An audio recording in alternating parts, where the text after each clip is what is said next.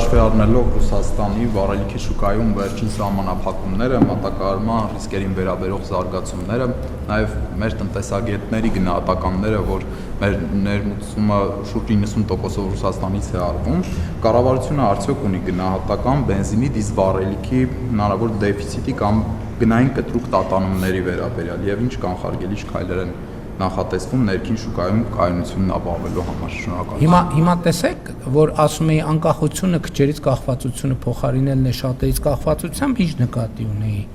Չէ, տեսեք աշխարհում ինչեր տեղի ունեցավ։ Բայց Հայաստանի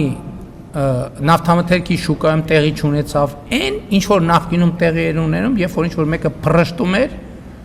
Հայաստանի նավթամթերքի շուկան բաներ ցնցումների էր ենթարկվում։ Մենք վաղուց նախապատրաստվել ենք դրան մոնոպոլիաները վերացնելով։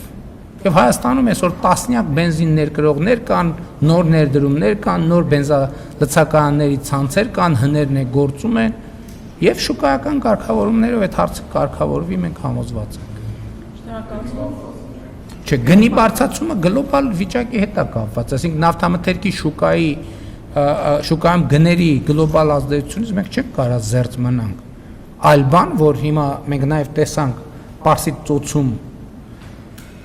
տեղի ունեցող իրադարձությունների համատեքստում, որ շատ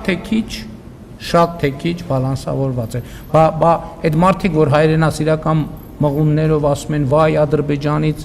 բենզին ու դիզվառելիք են բանանում, ներկրում, այդ մարդիկ կուզենային, որ Հայաստանում տենց էլի ամեն փռշտոցից կոլապսերներ, իրանք է դոշ ծեծեին, ասեին, այդ տեսեք եւ այլն եւ այդպես շարունակ եւ փողեր հավաքեին գեներացնեին հայրենասիրական մղումներով ժողովրդի գրպանից որ հետո տանեին էլի ընտրակաշարք բաժանեին